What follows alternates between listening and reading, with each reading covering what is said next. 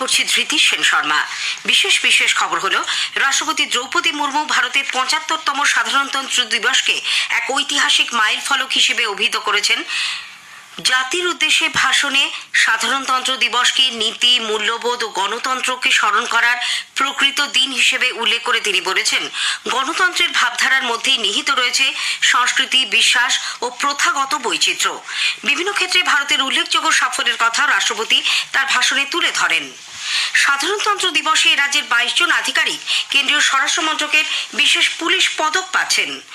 রাজ্যে আগামীকাল সাধারণতন্ত্র দিবসের কুচকাওয়াজে মূল ভাবনা বৈচিত্র্যের মধ্যে ঐক্য। ভুয়ো জাতিগত শংসাপত্র দেখিয়ে রাজ্যের বিভিন্ন মেডিকেল কলেজে ভর্তির অভিযোগ নিয়ে সিবিআই এর দায়ের করা এফআইআর ডিভিশন বেঞ্চ খারিজ করে দিয়েছে। নানা অনুষ্ঠানের মধ্যে দিয়ে আজ ভোটার দিবস উদযাপিত হচ্ছে। রাজ্যের প্রাক্তন কৃতী খেলোয়াড়দের মাসিক সাম্মানিক দেওয়ার সিদ্ধান্ত রাজ্য সরকারের। আসছে বিস্তারিত খবরে।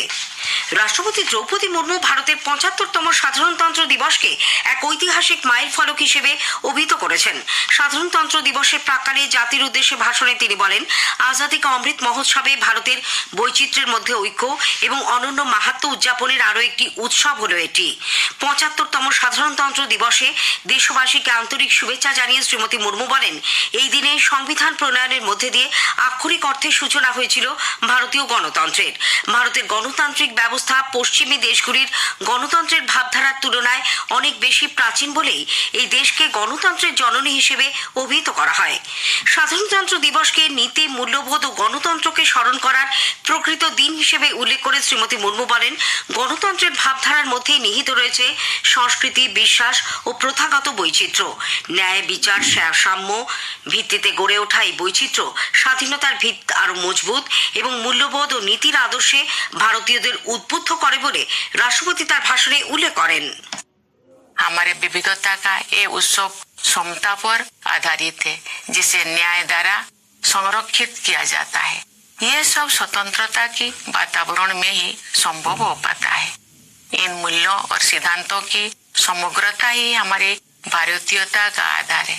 Doctor B R. आम्बेडकर के प्रबुद्ध मार्गदर्शन में प्रवाहित इन मूलभूत जीवन मूल्यों और सिद्धांतों में रची बसी संविधान की भावधारा ने सभी प्रकार के भेदभाव को समाप्त करने के लिए सामाजिक न्याय के मार्ग पर हमें अडिग बनाए रखा है।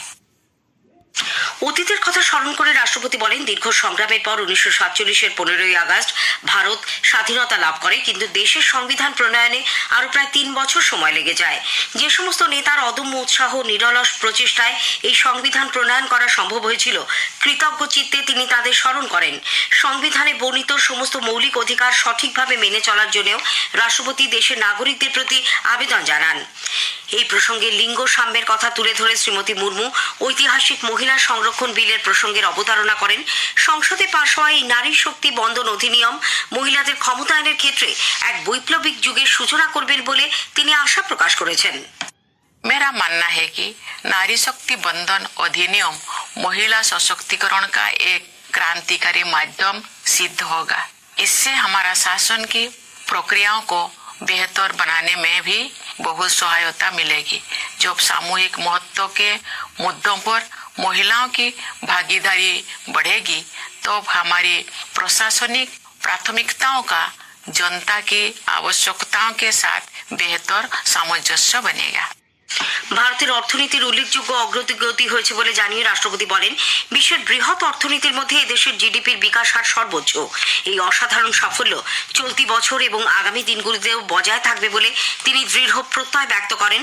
চন্দ্রযান, আদিত্য L1 সহ মহাকাশের বিভিন্ন ক্ষেত্রে এবং খেলাধুলোর জগতেও ভারতের উল্লেখযোগ্য সাফল্যের কথা রাষ্ট্রপতি তার ভাষণে তুলে ধরেন। সমাজের দরিদ্র ও দুর্বলতম শ্রেণীর মধ্যে সরকারের বিনামূল্যে খাদ্যশস্য বিতরণ কর্মসূচির ভূয়সী প্রশংসা করে তিনি বলেন, বিশ্বের ইতিহাসে এটি সম্ভবত এ ধরনের সবচেয়ে বড় কল্যাণমূলক উদ্যোগ। বাড়ি বাড়ি নিরাপদ পানীয় জল পৌঁছে দেওয়া, স্বাস্থ্যক্ষেত্রে আয়ুষ্মান ভারত কর্মসূচি এবং সরকারের জাতীয় শিক্ষানীতিও গোটা বিশ্বে ভারতের স্থান আরো উন্নত করতে সহায়ক হয়েছে বলে রাষ্ট্রপতি উল্লেখ করেন। শিক্ষকদের জাতির প্রকৃত স্থপতি হিসেবে উল্লেখ করে শ্রীমতী দ্রৌপদী মুর্মু বলেন, তাদের তত্ত্বাবধানে যুব সমাজ দেশের ভবিষ্যৎ গঠনে এক উল্লেখযোগ্য ভূমিকা পালন করবে। এই প্রসঙ্গে কৃষক, শ্রমিক, পুলিশ ও সশস্ত্র বাহিনীর জওয়ানদের অবিস্মরণীয় অবদানের কথা স্মরণ করে রাষ্ট্রপতি তাঁদের প্রতিও কুর্নিশ জানান। मैं अपने उन किसानों और मजदूर भाई बहनों के प्रति आभार व्यक्त करती हूँ जो चुपचाप मेहनत करते हैं तथा देश के भविष्य को बेहतर बनाने में बहुत बड़ा योगदान देते हैं। गणतंत्र दिवस के पावन अवसर की पूर्व संध्या पर सभी देशवासी हमारे सशस्त्र बलों, पुलिस और अर्धसैन्य बलों का भी कृतज्ञता पूर्वक अभिनंदन करते हैं। उनकी बहादुरी और सतर्कता के बिना हम उन प्रभावशाली उपलब्धियों को प्राप्त नहीं कर सकते थे जो हमने हासिल कर ली है। ৭৫তম সাধারণতন্ত্র দিবসের প্রাক্কালে রাষ্ট্রপতির জাতির উদ্দেশ্যের ভাষণের প্রেক্ষিতে আজ আকাশবাণী কলকাতা সন্ধ্যে ৭টা ৩৫-এর বাংলা খবরের সময় পরিবর্তন করা হয়েছে। এই খবর শুনতে পাবেন ৭টা ৫০-এর স্থানীয় সংবাদের ঠিক পর রাত ৮টায়। রাষ্ট্রপতির ভাষণের বাংলা অনুবাদ প্রচারিত হবে রাত ৯:৩০টায় গীতাঞ্জলি FM গোল্ড ও মৈত্রী প্রচার তরঙ্গে। সাধারণতন্ত্র দিবসে রাজ্যপাল সিভি আনন্দ বোস রাজ্যবাসীর উদ্দেশ্যে ভাষণ দেবেন। শোনা যাবে আগামীকাল সকাল ৮:৩০ থেকে গীতাঞ্জলি FM গোল্ড এবং মৈত্রী প্রচার তরঙ্গে নতুন দিল্লির কর্তব্য পথে আগামীকালের কুচকাওয়াজের অনুষ্ঠানের ধারা বিবরণী শুরু হবে সকাল ৯:৪০ শোনা যাবে গীতাঞ্জলি সঞ্চয়িতা FM গোল্ড প্রচার তরঙ্গে। ওই জন্য আগামীকাল ১০টা ১০-এর স্থানীয় সংবাদ বাতিল থাকছে। সাধারণতন্ত্র দিবসে এবার কেন্দ্রীয় স্বরাষ্ট্র মন্ত্রকের থেকে বিশেষ পুলিশ পদক পাচ্ছেন রাজ্যের ২২ জন আধিকারিক। পুলিশ, দমকল, হোমগার্ড, নাগরিক সুরক্ষা সহ বিভিন্ন বাহিনী মিলিয়ে পদক পাচ্ছেন ১,১৩২ জন। তাদের মধ্যে রয়েছেন এ রাজ্যের ২২ জন। এবছর রাজ্যের সাধারণতন্ত্র দিবসের কুচকাওয়াজের মূল ভাবনা বৈচিত্র্যের মধ্যে ঐক্য। রেড রোডে আগামীকাল জাতীয় পতাকা উন্মোচন করবেন রাজ্যপাল সিভি আনন্দ বোস। এরপর এক বর্ণময় কুচকাওয়াজে তিনি অভিবাদন গ্রহণ করবেন। মুখ্যমন্ত্রী মমতা ব্যানার্জিও এই অনুষ্ঠানে উপস্থিত থাকবেন। এই উপলক্ষে রেড রোড সহ গোটা শহরেই নিরাপত্তা ব্যবস্থা ঢেলে সাজানো হয়েছে। স্থানীয় সংবাদ শুনছেন আকাশবাণী কলকাতা কেন্দ্র থেকে। এখন বিজ্ঞাপন, পরে রয়েছে বাকি খবর। ধানের মূল জমিতে যে কোনো ধরনের আগাছাকে নির্মূল করতে এবং মজুরের খরচা সাশ্রয় করতে একর প্রতি ৯০ গ্রাম হারে ব্যবহার করুন বায়ারের কাউন্সিল অ্যাক্টিভ। ভুয়ো জাতিগত শংসাপত্র দেখিয়ে রাজ্যের বিভিন্ন মেডিকেল কলেজে ভর্তির অভিযোগ নিয়ে কলকাতা হাইকোর্টের বিচারপতি অভিজিৎ গঙ্গোপাধ্যায় নির্দেশে সিবিআই এর দায়ের করা এফআইআর ডিভিশন বেঞ্চ আজ খারিজ করে দিয়েছে। বিচারপতি গঙ্গোপাধ্যায় সিবিআইকে এই দুর্নীতির তদন্তের নির্দেশ দেওয়ার পরেই ডিভিশন বেঞ্চে তাকে চ্যালেঞ্জ জানান রাজ্যের অ্যাডভোকেট জেনারেল। বিচারপতি সৌমেন সেন ও বিচারপতি উদয় কুমারের বেঞ্চ মৌখিকভাবে তার উপর স্থগিতাদেশ দিয়ে আজ শুনানির দিন ধার্য করেন। কিন্তু সিবিআই এর তরফে জানানো হয় সিঙ্গল বেঞ্চের নির্দেশ অনুযায়ী গত সন্ধ্যায় মেডিকেল কলেজের বিরুদ্ধে তারা এফআইআর দায়ের করেছে। সেই এফআইআর খারিজ করে আদালতের থেকে নেওয়া সব নথি ফেরত দেওয়ার জন্য সিবিআইকে নির্দেশ দেন ডিভিশন বেঞ্চ। প্রাথমিক শিক্ষক নিয়োগ দুর্নীতিকাণ্ডে সিবিআই আজ নিজাম প্যালেসে বাপ্পাদিত্য দাশগুপ্ত ও দেবরাজ চক্রবর্তীকে প্রায় ৮.৫ ঘন্টা জেরা করে। সকাল ১১:৩০ নাগাদ তারা নিজাম প্যালেসে হাজিরা দেন। দেবরাজ চক্রবর্তী জানান সিবিআই তাকে আগামী ৩১ তারিখে আবার তলব করেছে। এদিকে এসএসসি নিয়োগ দুর্নীতিকাণ্ডে ইডি আধিকারিকরা আজ সিজিও কমপ্লেক্সে মিডলম্যান প্রসন্ন রায়কে তলব করলেও তিনি হাজিরা দেননি। প্রধানমন্ত্রী নরেন্দ্র মোদী পরীক্ষা পে চর্চার ৭ম সংস্করণে আগামী ২৯শে জানুয়ারি দেশের বিভিন্ন প্রান্তের ছাত্রছাত্রীদের সঙ্গে আলাপচারিতায় অংশ নেবেন।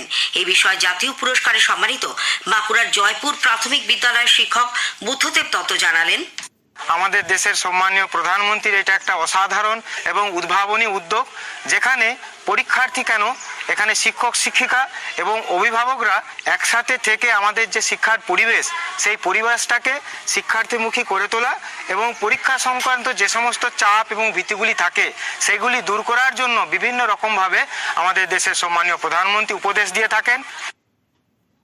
আজ জাতীয় ভোটার দিবস। ভোটারদের নির্বাচনে অংশগ্রহণের বিষয়ে সচেতন ও উৎসাহিত করতে সারা দেশের সঙ্গে এ রাজ্যেও নানা অনুষ্ঠানে দিনটি পালন করা হচ্ছে।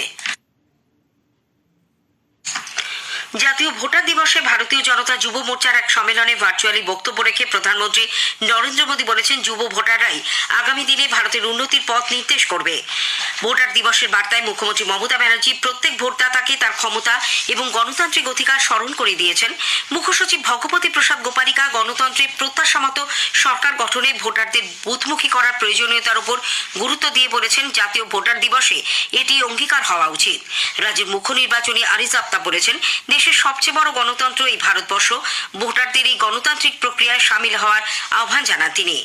সারা দেশের সঙ্গে রাজ্যে আজ বিজেপির উদ্যোগে নতুন ভোটদাতা সম্মেলন অনুষ্ঠিত হয়। চলতি মাসের 13 তারিখ থেকে গতকাল পর্যন্ত বিজেপি নতুন ভোটদাতাদের নাম নথিভুক্ত করার অভিযান শুরু করে। রাজ্য সরকার রাজ্যের প্রাক্তন কৃতি খেলোয়াড়দের মাসিক সাম্মানিক দেওয়ার সিদ্ধান্ত নিয়েছে। মুখ্যমন্ত্রী মমতা ব্যানার্জি আজ দক্ষিণ কলকাতার আলিপুরে ধনধান্য অডিটোরিয়ামে আয়োজিত এক অনুষ্ঠানে কথা জানান। তিনি বলেন, খেলাশ্রী প্রকল্পের আওতায় রাজ্যের 1567 জন প্রাক্তন ক্রীড়াবিদকে মাসিক 1000 টাকা করে দেওয়া হবে। গত সেপ্টেম্বর মাস থেকে তারা এই সম্মানিক পাবেন। শেষ করার আগে স্থানীয় সংবাদের বিশেষ কিছু অংশ আর একবার।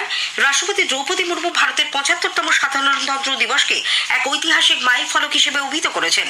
সাধারণতন্ত্র দিবসে রাজ্যের 22 জন আধিকারিক কেন্দ্রীয় স্বরাষ্ট্র মন্ত্রকের বিশেষ পুলিশ পদক পাচ্ছেন। স্থানীয় সংবাদ শেষ হলো।